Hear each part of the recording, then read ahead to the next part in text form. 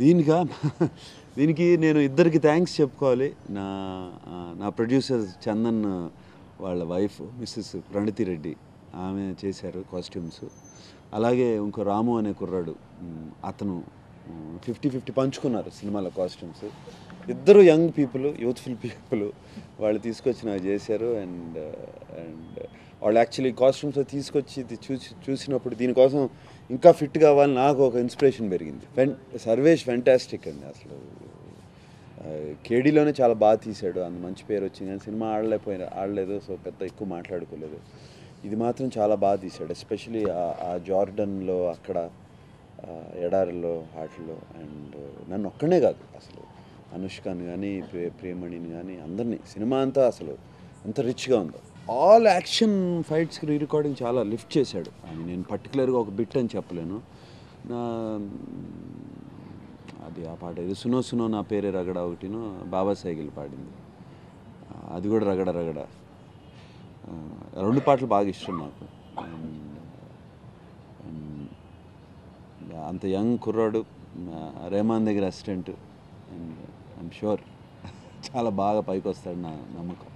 పిల్లలిద్దరికి బాగా నచ్చింది అన్నాడు. ఇప్పుడు నెక్స్ట్ శివప్రసాద్ రెడ్డి అని జాగ్రత్తగా చూసుకోవాలి, నాతోనే చేస్తున్నారు సినిమా, నీతో ఇలా చేస్తున్నారు, నాతో ఎలా అని. అండ్ బాగా నచ్చింది వాడికి, ఎస్పెషలీ రెండో వాడికి ఇంకా బాగా నచ్చింది. వాడికి కొంచెం మాస్ ఎక్కువ. అండ్ వచ్చినగానే సినిమా అయిపోయినాగానే వచ్చి గట్టిగా వాటేసుకుని, నానా ఇటువంటి ఫిలిమ్స్ నాన్న నేను అడిగేది అన్నాడు. సో చాలా హ్యాపీ. అమల కొంచెం వైలెన్స్ ఎక్కువైందండి, చాలా గొడవ తందన్న. వెరీ స్పెషల్ అండి ఈ సంవత్సరం. డెఫినెట్గా కేడీ నా 25th year, and Sivaprasad Reddy గారు ఆయనకి 25th ఇయర్, ఇద్దరికి 25th ఇయర్ ఆఫ్ ఫిలిం ఇది. అండ్ కేడీ సరిగ్గా లేదు, రిజల్ట్ బాగాలేదు, ఇద్దరం కొంచెం బాధపడ్డాం. ఎలా అయినా సరే ఈ సంవత్సరం 3 లోపల చేయాలని. అండ్ ఈ స్ట్రైక్ వచ్చినప్పుడు సినిమాలు ఆపేస్తారని టెన్షన్ పడ్డాం. అసలు 2010లో కొట్టాలి హిట్ అని, సినిమా రిలీజ్ అయిపోయింది, పోస్ట్ ప్రొడక్షన్ చేయనివ్వట్లేదు అన్నారు, సినిమాలు రిలీజ్ ఆపేస్తున్నాం అన్నారు. చాలా టెన్షన్ పడ్డాం యాక్చువల్గా ఇది, ఎందుకంటే హిట్ చేతిలో ఉంది. అదేమంటారు, రమ్య ఆడినప్పుడు ఏమంటారండి, డీల్ చేతిలో ఉంది, తిప్పడానికి కాడేయట్లేదు. డీల్ చేతిలో ఉంది, అది నిజంగా టెన్షన్ పడ్డాం. అదే ఫస్ట్ తర్వాత అవుతుందా ఈ సినిమా అని. అండ్ నేను అనుకున్నట్టే చాలా చాలా హ్యాపీ అండి. మేము ఇంప్రూవైజ్ అంటే ఏం చేయాలి, అందరూ కూర్చుని మాట్లాడుకున్నాండి. దీంట్లో శివప్రసాద్ రెడ్డి గారు మాత్రం రోజు శివప్రసాద్ రెడ్డి గారిని వీరు రోజు కూర్చుని మాట్లాడుకోవడం, వీరు చాలా ఓపికతో తను 2-3 ఆప్షన్స్ ఇవ్వటం, మేము బాగాలేదు అంటే తనే వెళ్ళి ఇంకో 2-3 చేసుకురావటం. వీరు కూడా చాలా చాలా బాగా చేశాడు. అసలు హ్యాట్స్ ఆఫ్ టీమ్. ఇంత బ్రహ్మాండమైన స్క్రీన్ ప్లే, బోరు కొట్టకుండా. మధ్యన ఫ్లాష్ బ్యాక్ అంటేనే బోరు కొడుతుంది, అది చాలా చక్కగా చూపించాడు ఫాస్ట్గా. హ్యాట్స్ ఆఫ్ టీమ్ అండి, ఎవ్రీ టీమ్ మెంబర్ సినిమాలో. మేకప్ వాళ్ళు కానీ, మేకప్ చంద్ర, అండ్ అలాగే కాస్ట్యూమర్స్, కాస్ట్యూమ్ చీస్, యూనిట్, అందరూ ఎవ్రీబడి వర్క్ హార్డ్. వాళ్ళు ఏంటో నాగార్జునకి హిట్ ఇవ్వాలి 25th ఇయర్లో అన్నట్టు కూర్చుని హిట్ ఇచ్చారు. సురేందర్ రెడ్డి గారు ఒక కథ చెప్తా అన్నారండి, ఆయనతో ఉండాలి నాకు.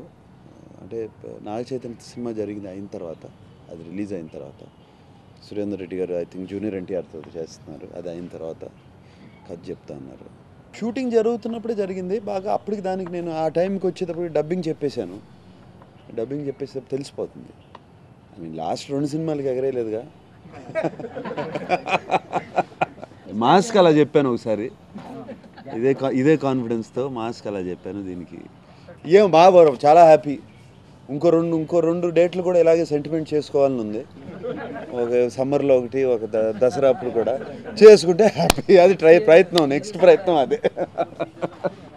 రియల్ లైఫ్లోనండి సాఫ్ట్గా ఉన్నప్పుడు చాక్లెట్ ఇష్టం, చక్కగా చాక్లెట్ అండి. భోజనం చేసిన తర్వాత చాక్లెట్, కొంచెం ఎనర్జీ, కొంచెం మజా రావాలంటే బుల్లెట్ ఇష్టం.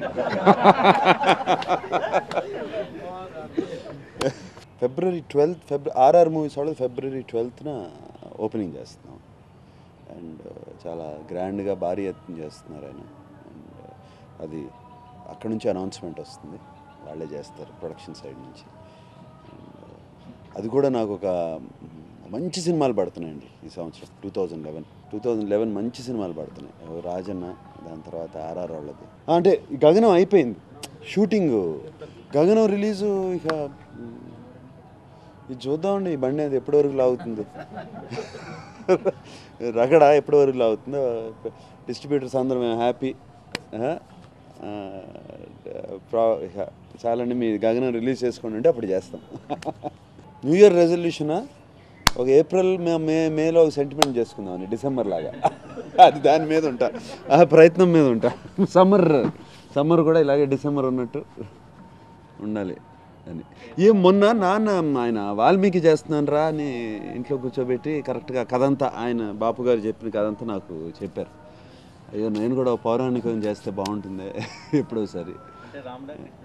ఏం ఆలోచించలా, ఎట్లా అని ఆలోచించలా, చేస్తే బాగుంటుంది, ఎవరు తీస్తారు అంటే.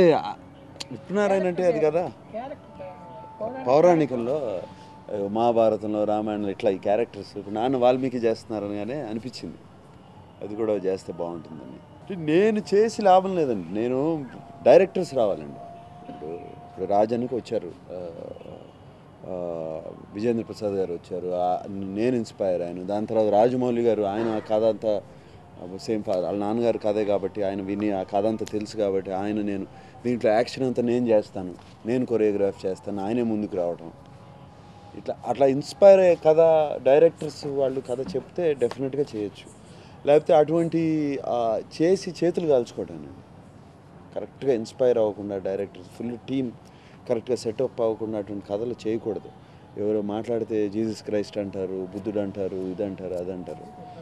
అన్నీ చాలా అంటే ప్రజల నమ్మకాలు, మిలియన్స్ ఆఫ్ పీపుల్ నమ్మకాలతో ముడిపడిన క్యారెక్టర్స్ అయ్యి, వాటిని ఏమాత్రం మనం రాంగ్ చేసినా కూడా చాలా పెద్ద దెబ్బ తగులుతుందండి. చాలా జాగ్రత్తగా చేయాలి.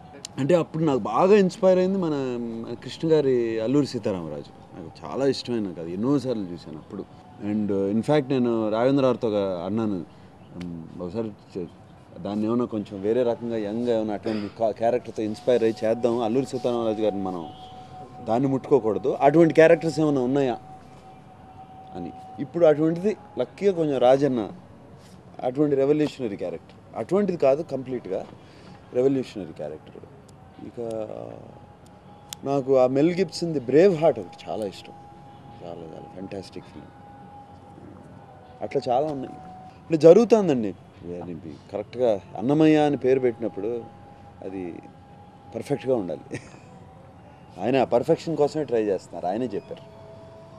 ఊరికి ఒక లైన్లో చెప్పి నేను ఇంకా పర్ఫెక్ట్ చేయాలి అన్నారు. ఏం లేదు, ఆయనకి ఎప్పుడు ఏం మారుతుందో, మూడు ఎప్పుడు వస్తుందో ఏంటో నాకు తెలియదు. ఎప్పుడు కలుస్తూ ఉంటాం.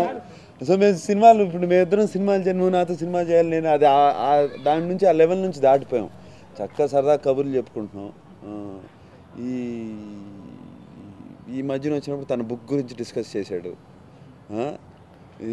నువ్వు గిన్నీస్ బుక్ అసలు వెంటనే అప్లై చేయమని చెప్పాను నేను.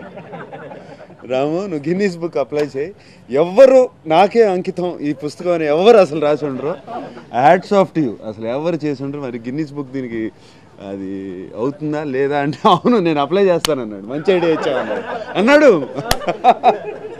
ఇట్లా ఉంటాయి మా కాన్వర్జేషన్స్. భలే మంచి ఐడియా ఇచ్చావు, అప్లై చేయాలి, ఇది నాకు తట్టలేదు అన్నాడు. హ్యాట్స్ ఆఫ్, ఎవరు ఆ గట్స్ ఎవరికి ఉంటాయి.